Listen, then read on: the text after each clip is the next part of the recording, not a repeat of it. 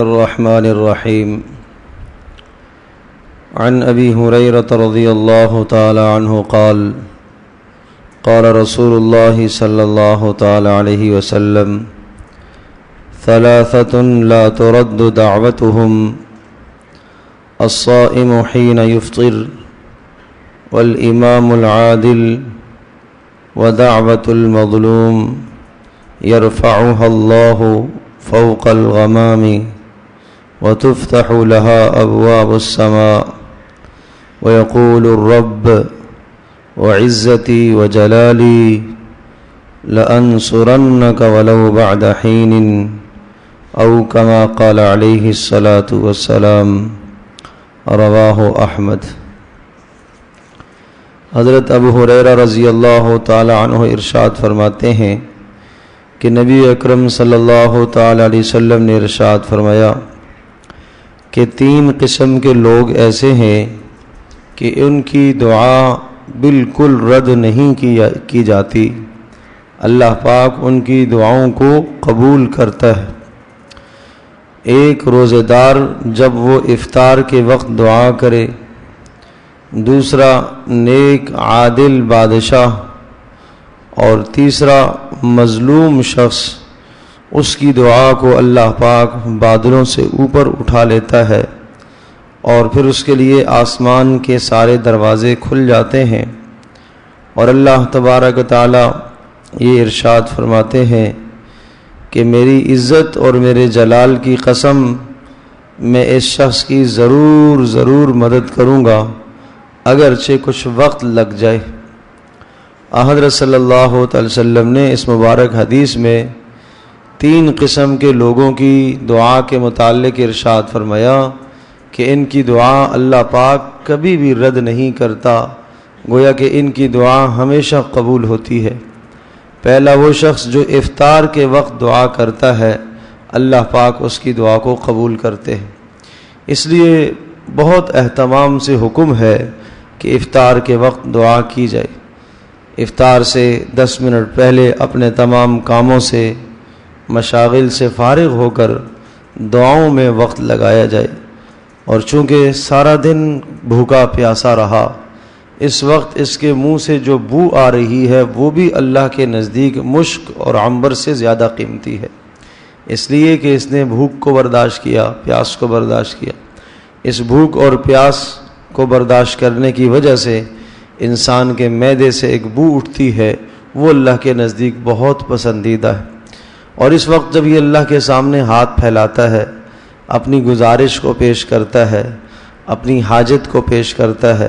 اور اللہ پاک سے اپنے گناہوں کی بخشش اور مغفرت مانگتا ہے، تو ضرور اللہ پاک اس کی دعا کو قبول فرماتے ہیں۔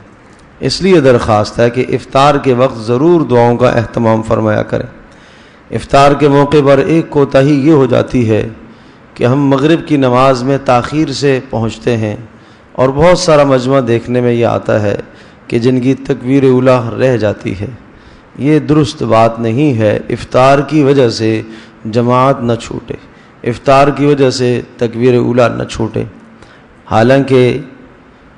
حکم یہ ہے کہ مغرب کی نماز جلدی ادا کی جائے، یعنی اذان کے فوری بعد ادا کی جائے،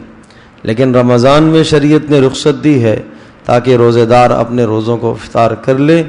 اور پھر اس کے بعد جماعت کھڑی ہو جائے۔ تو 10 12 13 منٹ 15 منٹ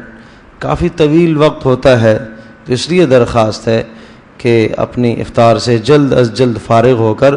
تکبیر اولیٰ کا اہتمام فرمایا کریں۔ ایک حدیث پاک میں آتا ہے اگر لوگوں کو پتہ چل جائے پہلی صف کا کیا ثواب ہے تو قرآن اندازی کر کے اس ثواب کو حاصل کرے،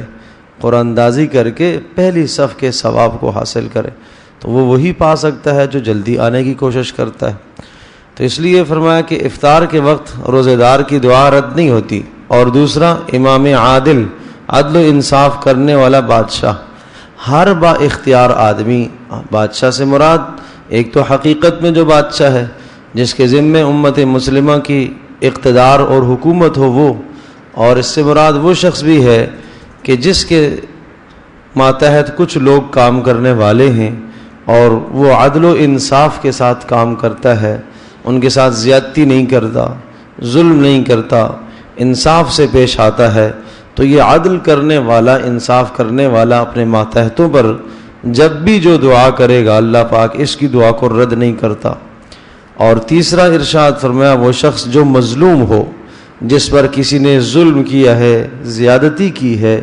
تو اس کی دعا بھی اللہ پاک رد نہیں کرتا۔ اور اس کے متعلق ارشاد فرمایا کہ اللہ پاک اس کی دعا کو بادلوں سے اوپر اٹھا لیتا ہے اور آسمانوں کے دروازے کھل جاتے ہیں، اور اللہ پاک ارشاد فرماتے ہیں کہ میری عزت اور میرے جلال کی قسم ہے کہ میں ضرور اس کی مدد کروں گا اگرچہ کچھ وقت لگ جائے۔ ایک حدیث پاک میں آتا ہے کہ مظلوم کی بد دعا سے اپنے آپ کو بچاؤ، چاہے مظلوم کافر ہی کیوں نہ ہو۔ تو کافر پر بھی ظلم کرو گے، اگر وہ کوئی بد دعائیہ کلمہ کہہ دے گا تو اس کی بد دعا بھی ایسا نہ ہو آپ کے خلاف قبول ہو جائے۔ آسمان کے بادلوں کو چیرتی ہوئی یہ اللہ کے عرش تک پہنچتی ہے، اور ایک روایت میں ہے کہ عرش سے جا کر ٹکراتی ہے، اور اللہ تبارک و تعالیٰ کی غیرت اور اللہ کا غضب جوش میں آتا ہے کہ اس میرے بندے کو کیوں ستایا گیا، اسے کیوں اذیت دی گئی ہے۔ تو اس لیے اس بات کی کوشش کی جائے کہ کسی پر ظلم اور زیادتی نہ ہو، نہ ہم زبان سے کسی پر ظلم کریں،